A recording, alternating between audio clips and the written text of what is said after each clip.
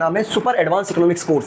इसके अंदर आपको यूजीसी नेट की भी तैयारी मिलेगी, पीजीटी इकोनॉमिक्स की भी तैयारी कर सकते हो, असिस्टेंट प्रोफेसर जो कि डिफरेंट स्टेट में निकलते हैं उनकी भी तैयारी कर सकते हो। इसके अलावा सीयूटी पीजी की भी आप तैयारी कर सकते हो। यानी कि एडवांस लेवल पे जितने भी एग्जाम होते हैं इकोनॉमिक्स के, सबकी तैयारी आप एक साथ कर सकते हो। को जो सुपर एडवांस इकोनॉमिक्स का कोर्स करा रहे हैं उसके यूजीसी नेट के कंटेंट की अगर हम बात करें तो यूजीसी नेट के कंटेंट में हम सबसे पहले स्टार्ट करा रहे हैं हिंदी मीडियम का व्यष्टि अर्थशास्त्र में उपभोक्ता व्यवहार सिद्धांत। इसके अंदर हमारा चैप्टर है अर्थशास्त्र एक परिचय। इसके अंदर हमने 3 वीडियो डेवलप किए हैं। तो पहली वाली वीडियो के अंदर हमने सबसे पहले डिस्कस किया है कि आखिरकार अर्थशास्त्र के चित्र किस तरीके से बनाते हैं, साथ ही साथ अर्थशास्त्र की अर्थ क्या है, अर्थशास्त्र की प्रकृति क्या है और अर्थशास्त्र को अलग अलग किस तरीके से वर्गीकृत किया गया है। चलिए स्टार्ट करते हैं आज का वीडियो। सबसे पहले तो आपको याद रखना है कि कई बार डायग्राम जो बनता है इकोनॉमिक्स में वो इस तरीके का बनता है, ऐसा बनता है, इस तरीके का। कई बार डायग्राम इस तरीके का बनता है। तो इसके पीछे का जो लॉजिक है कि आखिरकार जैसे मान लीजिए लॉ ऑफ वेरिएबल प्रोपोर्शन हमने पढ़ा है, वो इस तरीके का बनता है। तो इसके पीछे का जो लॉजिक है वो लॉजिक एक बार हम समझ लें तो मैं उम्मीद करता हूं कि आपको सारे के सारे डायग्राम जो हैं वो समझ में आ जाएंगे। इसीलिए मैं आपको इस वीडियो के माध्यम से जो लॉजिक है वो समझाने की कोशिश करूंगा। तो देखिए, सबसे पहले आपको एक चीज़ याद रखनी है, वो है ढाल। ढाल, स्लोप, इसको इंग्लिश में बोलते हैं स्लोप। तो ढाल जो है वो 3 तरीके के हो सकते हैं। एक होता है नंबर 1 ऋणात्मक ढाल, ऋणात्मक ढाल।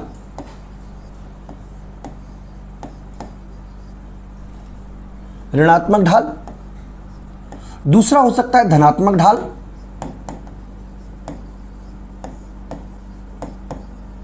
तीसरा हो सकता है हमारा, एक तरीके से आप कह सकते हो, समांतर रेखा ढाल।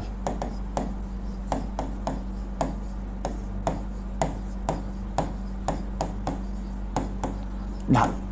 इसके अलावा चौथे तरीके का ढाल नहीं होता, इसी तरीके के ढाल होते हैं। ऋणात्मक ढाल भी 3 तरीके के हो सकते हैं। पहला है नतोदर, नतोदर ऋणात्मक ढाल।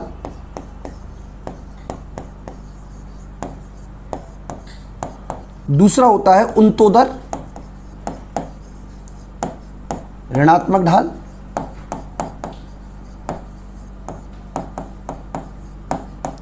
और तीसरा होता है सरल रेखीय ऋणात्मक ढाल।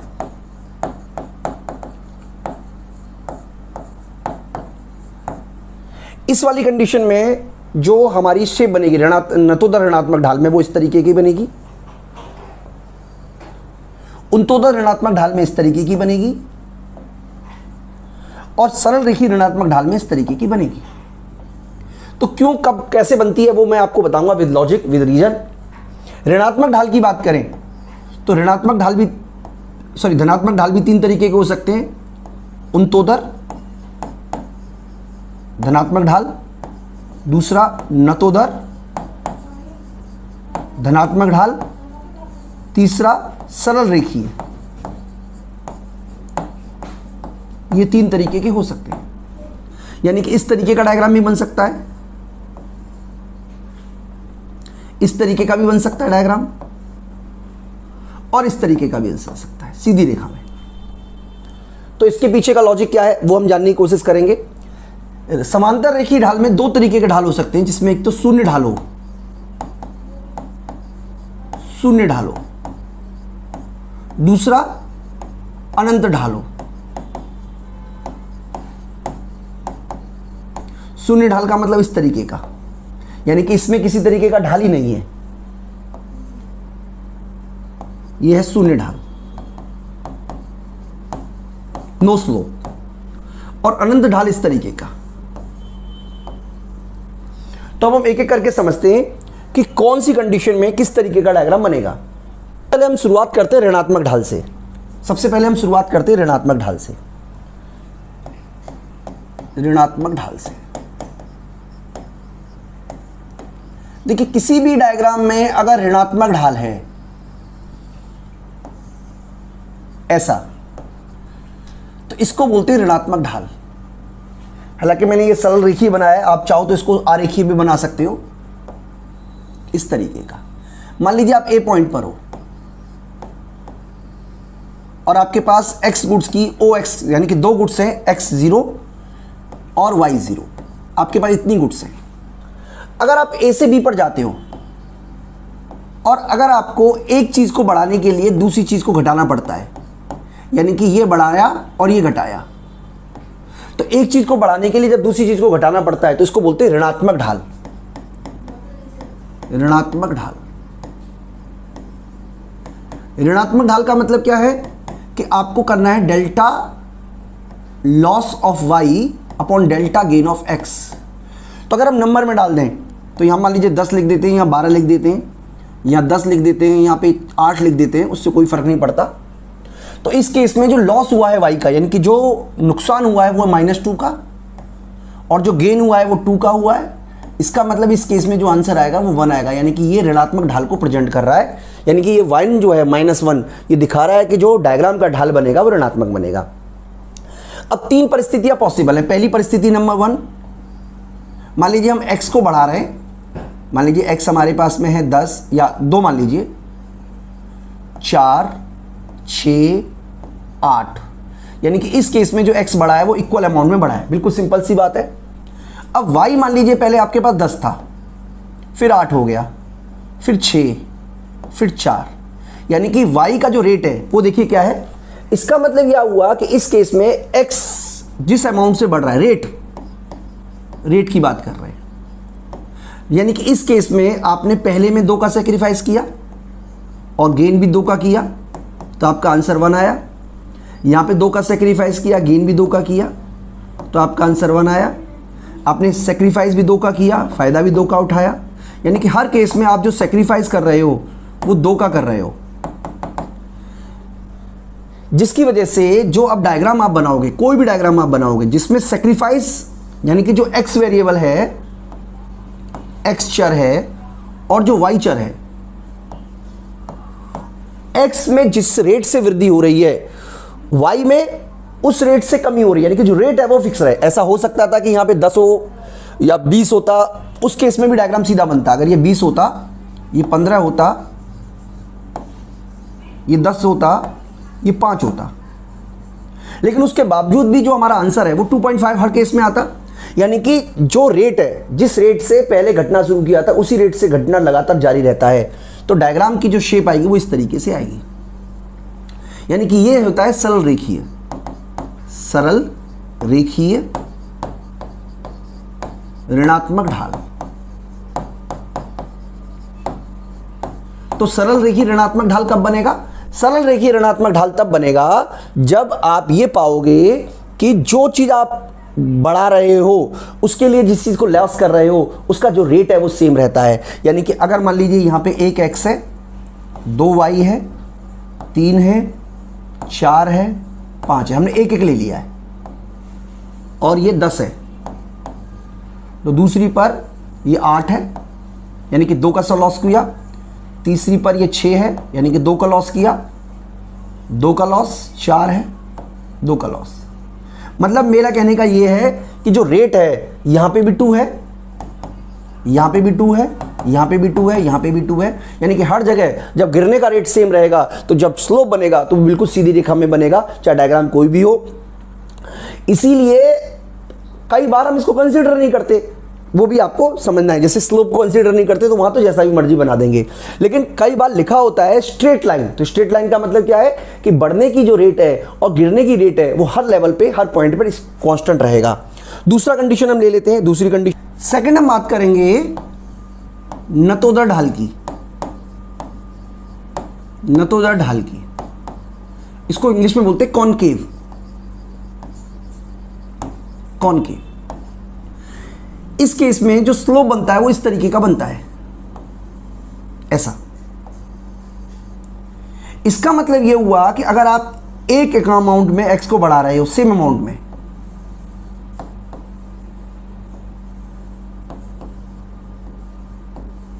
सेम अमाउंट में, तो आपको पहले जो सेक्रीफाइस करना पड़ेगा वो 1 करना पड़ेगा, फिर सेक्रीफाइस 2 का हुआ, फिर सेक्रीफाइस 3 का हुआ और फिर सेक्रीफाइस 4 का हुआ। इसका मतलब नतोदा ढाल तब बनेगा जब x चर जो है अगर आप उसको इक्वल अमाउंट में बढ़ाते हो, मान लीजिए 2 बढ़ाया,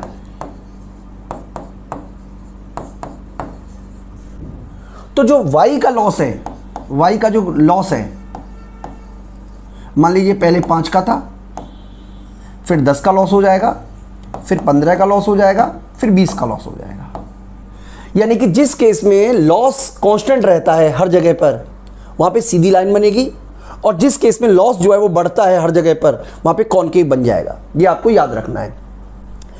यानी कि अगर हम कोई वैल्यू ले लें, देखिए यहाँ पे हमने वैल्यू कुछ और लेनी है। मान लीजिए x हमारे पास है 0, y है हमारे पास मान लीजिए 100, तो यहाँ पे 2 पर ये कितना हो गया, 95 हो गया, 4 पर कितना हो गया, ये हो गया 85 हो गया, इसके अलावा 6 पर कितना हो गया, ये 70 हो गया। इसका मतलब जो लॉस का है वो 5 का लॉस हुआ, फिर 10 का लॉस हुआ, फिर 15 का लॉस हुआ। यानी कि लॉस जो है वो लगातार आप देख पा रहे हैं बढ़ रहा है, इसीलिए जो डायग्राम बनेगा वो कॉनकेव बनेगा, क्योंकि इस केस में लगातार लॉस बढ़ रहा है। तीसरा जो केस हम लेके चल रहे हैं उसमें देखिए क्या होता है, जिसको हम बोलते हैं उनतोदर ढाल। उनतोदर ढाल, उनतोदर ढाल में बेसिकली आपको समझना यह है कि जो x चर है और जो y चर है, इसमें क्या होता है, अगर हम इक्वल अमाउंट में वृद्धि कर रहे हैं, इक्वल अमाउंट में वृद्धि कर रहे हैं, तो इस केस में जो y चर में जो लॉस होगा वो लगातार आप ये कह सकते हो घटता चला जाएगा। इनके पहले 10 का लॉस किया, फिर 8 का लॉस किया, फिर 6 का लॉस हुआ, फिर 4 का लॉस हुआ। यानी कि लगातार आप देख रहे हो जो लॉस है वो घटता चला जा रहा है, जिसकी वजह से जो स्लोप बनेगा वो इस तरीके का बनेगा, ऐसा जैसे इंडिफरेंस कर्व बनता है। यानी कि यहाँ पे मान लीजिए आपके पास 5 आ गया, तो आपके पास ये मान लीजिए 100 है, ठीक है जी। मान लीजिए चलिए शुरू में यही है, फिर 5 और बढ़ा, यानी कि आपके पास हो गया 10, तो जो लॉस हुआ है वो 90 का हो गया है, यानी अब आपके पास 90 है। फिर आपके पास 15 हो गया, तो चलिए मान लीजिए लॉस आपका हुआ है 8 का, यानी कि 82 रह गया। यानी कि जिस केस में लगातार लॉस घटता चला जाता है उस केस में स्लोप इस तरीके का बनता है। कंक्लूड कर देते हैं इस बात को, कंक्लूड कर देते हैं एक बार, इसको हम कंक्लूड कर देते हैं। यहाँ पे देखिए, यहाँ पे मान लीजिए हम x चर को बढ़ा रहे हैं, इक्वल अमाउंट में बढ़ा रहे हैं। अगर मान लीजिए केस 1, अगर y का जो लॉस है वो सेम रहता है, y का लॉस सेम रहता है, तो इस तरीके का डायग्राम बनेगा सीधा। अगर जो y का लॉस है वो बढ़ रहा है, ऐसे बढ़ रहा है, जैसे हमने उसमें बताया था, बढ़ रहा है, यानी कि पहले जो लॉस किया उससे ज़्यादा लॉस करना पड़ा, तो डायग्राम बनेगा इस तरीके का। और अगर लॉस घट रहा है, मान लीजिए लॉस घट रहा है, मतलब 10 का लॉस, फिर 6 का लॉस, फिर 2 का लॉस, तो डायग्राम बनेगा इस तरीके का, इस तरीके का। तो ये आपको दिमाग में रखना है, यानी कि कॉनकेव का बनता है, कॉन्वेक्स का बनता है, ये सब आपने आपको यहाँ पे समझाने की कोशिश की है। यही वजह है, यही चीज़ है स्लोप के बारे में। अगला हम बात करते हैं जब हमारा स्लोप इंक्रीजिंग में होता है। देखिए इंक्रीजिंग में क्या है, मान लीजिए एक्स वेरिएबल बढ़ रहा है और वाई चर भी बढ़ रहा है, यानी कि दोनों में पॉजिटिव रिलेशन है। यानी कि इस केस में मान लीजिए आप डायग्राम बनाएंगे तो इस तरीके का डायग्राम बना, मान लीजिए कभी पॉजिटिव बना, इसका मतलब क्या हुआ कि दोनों वेरिएबल बढ़ रहे हैं, यानी कि 10 से 15 हो गया, मान लीजिए 20 से 30 हो गया।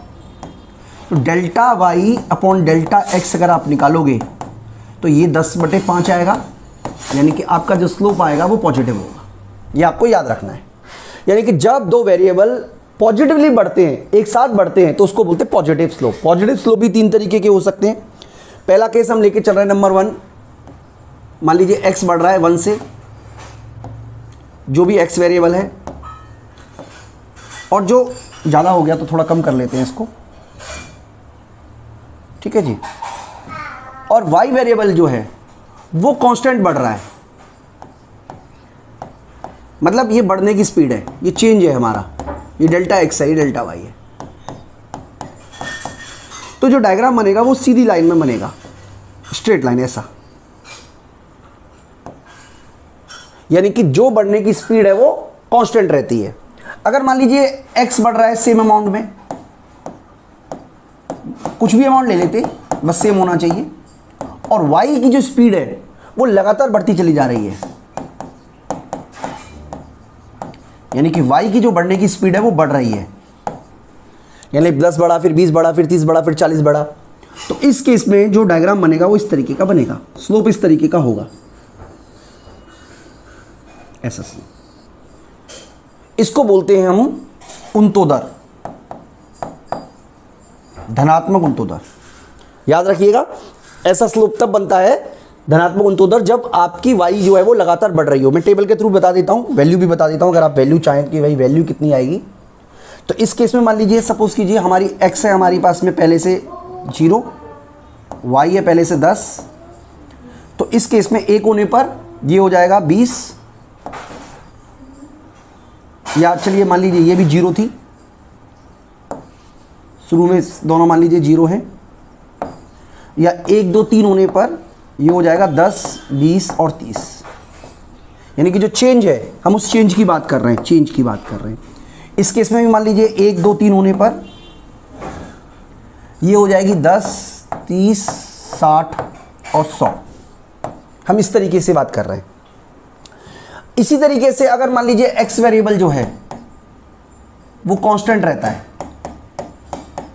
लेकिन y वेरिएबल में जो फॉल हो रहा है वो लगातार कम हो, सॉरी इंक्रीमेंट जो है वो कम होता चला जा रहा है, यानी कि बढ़ तो रहा है लेकिन बढ़ने की स्पीड कम हो रही है। तो डायग्राम इस तरीके का बनेगा, ऐसा, यानी कि इस तरीके का कब बनेगा, जब इंक्रीज कर रहा है रेट y का, लेकिन रेट भी इंक्रीज कर रहा है, यानी कि इंक्रीज विद इंक्रीजिंग रेट, यानी कि बढ़ने की स्पीड बढ़ रही है, 10 बढ़ा 20 बढ़ा 30 40, और जब बढ़ने की स्पीड कम हो जाती है तो इस तरीके का डायग्राम बनेगा।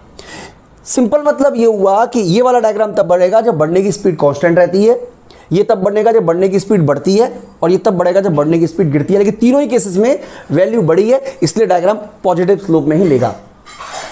तीसरा हम बात कर रहे थे जिसमें हमारा जो ढाल है वो इस तरीके का होता है, ऐसा,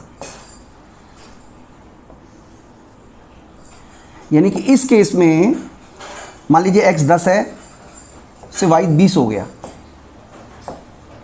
और जबकि y जो है वो कांस्टेंट रहा, y में कोई चेंज नहीं हुआ, तो स्लोप निकालेंगे हम। स्लोप कैसे निकालेंगे, change in y upon change in x। तो इस केस में y में कोई चेंज नहीं हुआ जबकि x में 10 हुआ है, तो जब हम 0 को 10 से डिवाइड करेंगे तो जो आंसर आएगा वो 0 आएगा, यानी कि इस केस में जो स्लोप है वो 0 होगा। बिल्कुल सिंपल सी बात है, इसमें कोई कंफ्यूजन नहीं होना है आपको। इलास्टिसिटी इन्फिनिटी होती है, लेकिन स्लोप की बात कर रहे हैं। स्लोप का मतलब है जैसे मान लीजिए पानी, आपने पानी फैलाया, तो इस केस में जो पानी की जो बॉल है मान लीजिए वो यहीं पर टिकी रहेगी, इसका मतलब कोई स्लोप नहीं है, इसीलिए तो यहीं टिकी हुई है। दूसरा जो केस है जिसमें मान लीजिए इस तरीके का डायग्राम बना हुआ है, हालांकि ये भी वर्टिकली है, समानांतर भी है, इस तरीके का। इसमें क्या होता है कि x वेरिएबल में कोई चेंज नहीं होता जबकि y वेरिएबल चेंज हो जाता है। मान लीजिए 10 से 20 हो गया, तो स्लोप कैसे निकालेंगे, ढाल कैसे निकालेंगे, change in y upon change in x, यानी कि 10 को जब आप 0 से डिवाइड करोगे तो आंसर इन्फिनिटी आएगा। इस केस में जो स्लोप है वो अनंत है, इसके उसमें स्लोप जो है वो 0 है। बाकी के इस वाले केस में स्लोप जो है वो मोर देन 0 है, और इस वाले केस में जो स्लोप है वो लेस देन 0 है, यानी कि नेगेटिव है। तो यहां से हमने शुरुआत की थी, एक बार दोबारा से समझा देते हैं। ऋणात्मक ढाल का मतलब है कि जो आपका जो ढाल होगा उसकी वैल्यू लेस देन 0 होगी। धनात्मक ढाल का मतलब है कि जो आपका जो ढाल होगा उसकी वैल्यू मोर देन 0 होगी, तभी तो धनात्मक होगा। समांतर रेखा में इसकी वैल्यू, इसका जो ढाल होता है वो 0 होता है, और इसके ढाल में अनंत ढाल होता है। तो ये बच्चों तरीका है, अगर आप इसको यूज़ करोगे। अब आप मान लीजिए कर्व बना रहे हैं, मान लीजिए आप सपोज कीजिए कॉस्ट कर्व बना रहे हैं, तो आप एवरेज कॉस्ट कर्व बना के देखते हैं। मान लीजिए एवरेज कॉस्ट, हालांकि आपने पढ़ना है आगे, लेकिन मैं बता देता हूं। मान लीजिए ऐसा एवरेज कॉस्ट है, इसका मतलब ये हुआ कि इस पॉइंट तक जो ढाल है वो ऋणात्मक है,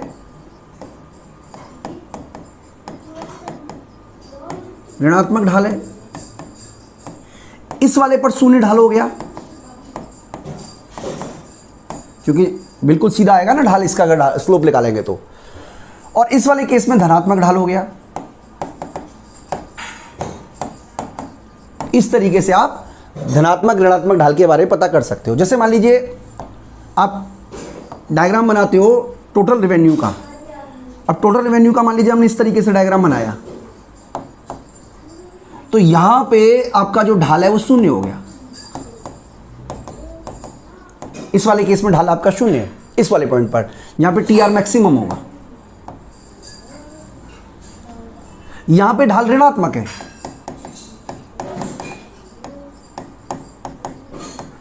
यहां पे आपका ढाल धनात्मक है।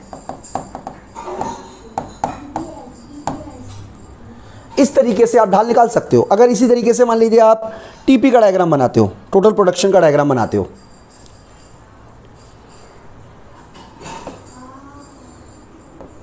टोटल प्रोडक्शन का, तो टोटल प्रोडक्शन का इस तरीके से डायग्राम बनता है। इसका मतलब ये हुआ कि यहां पे ढाल शून्य है, ये शून्य ढाल है,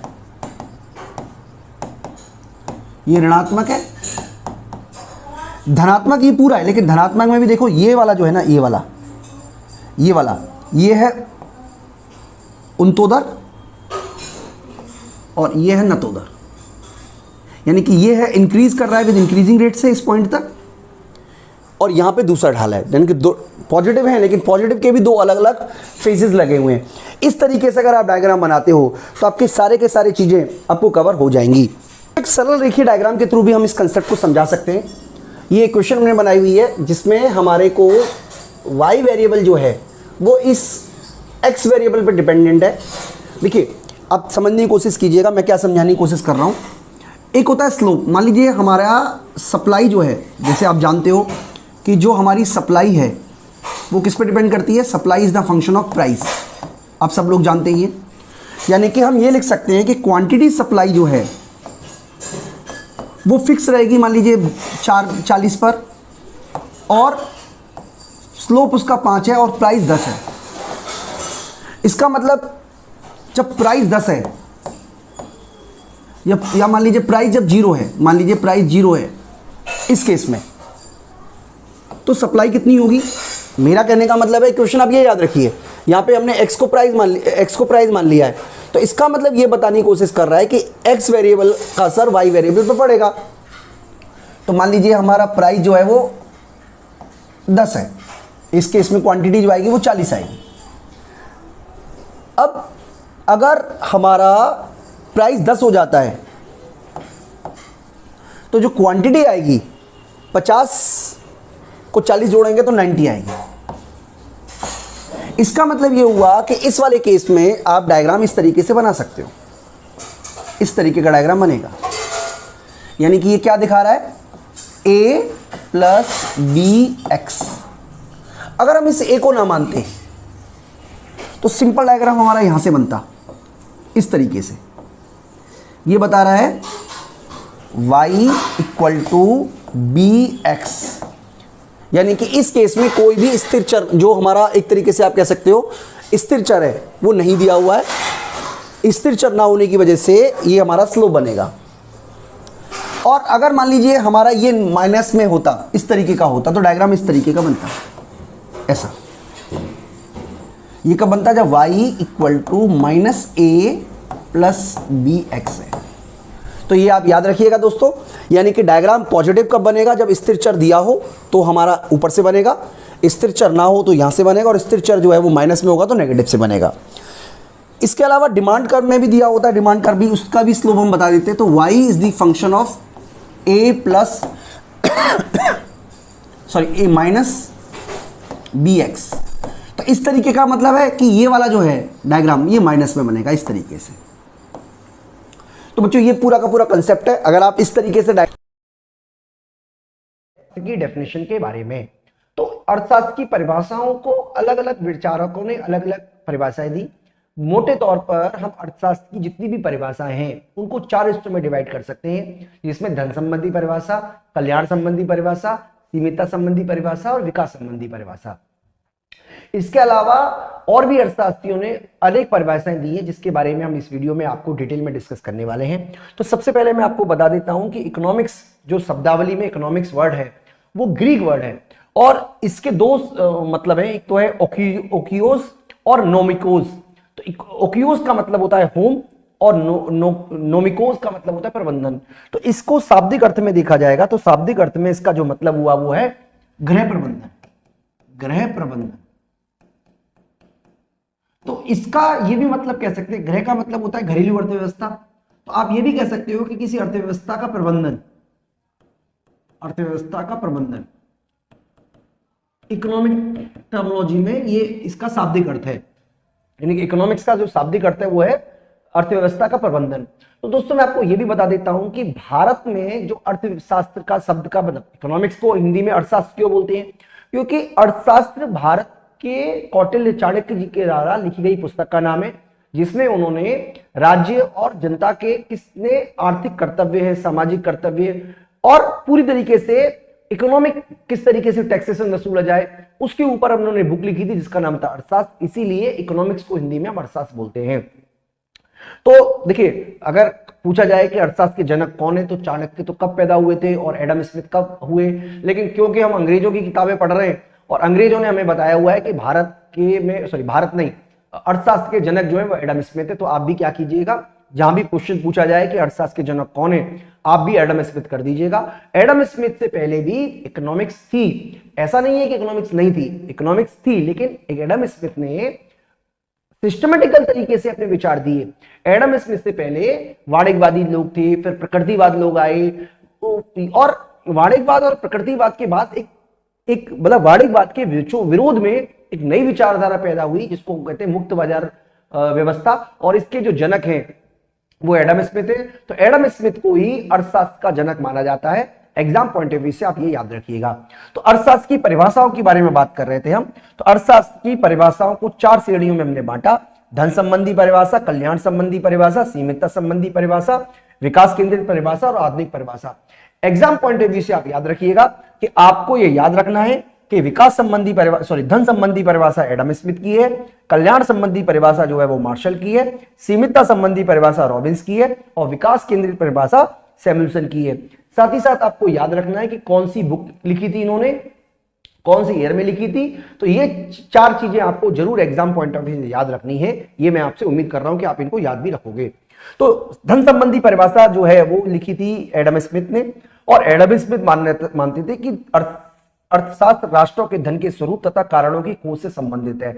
यानी कि एडम स्मिथ की जो बुक थी जिसका नाम था an inquiry into the nature and causes of wealth of nation, 1776 में उन्होंने अर्थशास्त्र को केवल धन का विज्ञान कहा।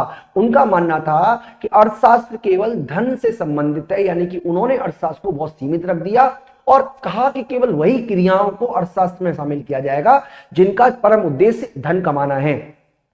कराने को तो देखो डिटेल में भी आपको बहुत कुछ कराया जा सकता है, लेकिन मैं आपको उतना डिटेल में नहीं करा रहा हूं क्योंकि हमें तो बहुत बड़ा सिलेबस कवर करना है। तो आप यहां पे बस ये समझ लीजिए कि अर्थशास्त्र की डेफिनेशन आपको याद करनी है, जिसमें अर्थशास्त्र को धन का विज्ञान माना गया था। मार्शल ने अपनी किताब प्रिंसिपल ऑफ इकोनॉमिक्स 1890 में इस बात की आलोचना की और इकोनॉमिक्स को कल्याण का माध्यम बताया। उनके हिसाब से अर्थशास्त्र मानव जीवन के सामान्य व्यवहार का अध्ययन करता है। यानी कि इकोनॉमिक्स क्या करता है, डेली लाइफ में जो अप एंड डाउन आते हैं, आप क्या खरीदते हो, क्या बेचते हो, क्या खाते हो, क्या पहनते हो, क्या देखते हो, इन सब का अध्ययन करता है, जिसमें व्यक्तिगत तथा सामाजिक क्रियाओं के उस भाग का अध्ययन किया जाता है। यानी कि एक व्यक्ति की और समाज की उन भाग का अध्ययन किया जाता है जिसका भौतिक सुख के साधनों की प्राप्ति तथा उसके उपयोग को बड़ा ही घनिष्ठ संबंध है। यानी कि उन्होंने कहा कि हमारे पास जो साधन है उन साधनों का प्रयोग करके एक व्यक्ति सुख की बात करता है। यहां पे सुख का मतलब कल्याण से आ गया। यानी कि मार्शल का मानना था कि जो हमारे साधन हैं उनके द्वारा एक व्यक्ति अपने कल्याण को बढ़ाने का प्रयास करता है। इस कल्याण की प्राप्ति को उन्होंने, आप कह सकते हो, आर्थिक कल्याण का नाम दिया और इसी को उन्होंने अर्थशास्त्र का कहा। सीमितता संबंधी परिभाषा जो कि रॉबिन्स के द्वारा लिखी गई है, किताब का नाम आप याद रखिएगा, an essay on the nature and significance of economic science 1932 को। उन्होंने कहा कि अर्थशास्त्र वह विज्ञान है जो साध्यों तथा सीमित एवं अनेक उपयोग वाले साधनों से संबंधित मानव व्यवहार का अध्ययन करता है। यानी कि उन्होंने कहा कि साधन सीमित है, आवश्यकता सीमित है, सीमित साधनों को किस तरीके से ऑप्टिमम प्रयोग किया जा सकता है, मानव व्यवहार के अध्ययन को ही उसको अर्थशास्त्र उन्होंने कहा। इसके अलावा अगली जो डेफिनेशन हम आपसे डिस्कस कर रहे हैं वो है पॉल सेमिल्सन की। पॉल सेमिल्सन जिनकी बुक का नाम था इकोनॉमिक्स ऑफ इंट्रोडक्टरी एनालिसिस 1948 में, उनका ये मानना था, यहाँ पे देखिए यहाँ पे डेफिनेशन हमने लिखी हुई है कि अर्थशास्त्र इस बात का अध्ययन करता है कि समाज के लोग मुद्रा के रूप में प्रयोग करने या बिना मुद्रा के प्रयोग करने से किस प्रकार विभिन्न वस्तुओं के उत्पादन के लिए उत्पादित दुर्लभ साधनों का प्रयोग करते हैं। यानी कि उनका यह मानना था कि आप इसके अंदर जब आप अर्थशास्त्र की बात करते हैं तो केवल हम मुद्रा को ही शामिल नहीं करते, बल्कि जो बिना मुद्रा के भी क्रियाएं की जाती हैं उसको भी शामिल करते हैं, और दुर्लभ साधनों को हमें इस तरीके से प्रयोग करना है ताकि वर्तमान पीढ़ी के साथ साथ भविष्य की पीढ़ी के भी कल्याण में वृद्धि हो। यानी कि भविष्य की पीढ़ी आ गई तो वो ग्रोथ की बात कर रहे हैं, क्योंकि ग्रोथ भविष्य की पीढ़ी के लिए की जाती है। करंट में कंजम्पशन होता है, ग्रोथ भविष्य के लिए की जाती है। और समाज के विभिन्न व्यक्तियों एवं समूहों के बीच वितरित किया जाए, यानी कि यहाँ पे डिस्ट्रीब्यूशन। एक मॉडर्न डेफिनेशन भी आपको बताना चाहूंगा जो कि A.D. डॉस के द्वारा लिखी गई है। मॉडर्न डेफिनेशन ऑफ इकोनॉमिक्स 2011 में उनकी बुक थी। अर्थशास्त्र दुर्लभता एवं आधिक्य की स्थिति में व्यक्तिगत, संस्थागत, समाज, राष्ट्र एवं विश्व के द्वारा चुनाव का अध्ययन करता है। यानी कि हमें क्या करना पड़ रहा है, चुनाव करना पड़ रहा है व्यक्तिगत, संस्थागत, समाज और राष्ट्र के द्वारा, जिसमें वर्तमान के साथ साथ भावी पीढ़ी को अधिकतम कल्याण एवं अधिकतम संतुष्टि प्रदान की जाए। तो इसमें उन्होंने सारी की सारी डेफिनेशन को कंबाइन कर दिया है, क्योंकि अब आजकल इकोनॉमी ओपन इकोनॉमी हो चुकी है, सभी राष्ट्र एक दूसरे के साथ व्यापार कर रहे हैं, तो इसीलिए उन्होंने राष्ट्र के साथ साथ विश्व को भी चुनाव में शामिल कर लिया। इसके अलावा जेके मेहता की एक बहुत इंपॉर्टेंट डेफिनेशन है जो आपको याद रखनी चाहिए। जेके मेहता की जो डेफिनेशन है वो आवश्यकता विहीनता के ऊपर आधारित है। आवश्यकता विहीनता का उन्होंने किस तरीके से डिफाइन किया कि अर्थशास्त्र एक विज्ञान है जो मानवीय व्यवहार की इच्छा रहित अवस्था तक पहुंचने के साधन के रूप में कार्य करता है।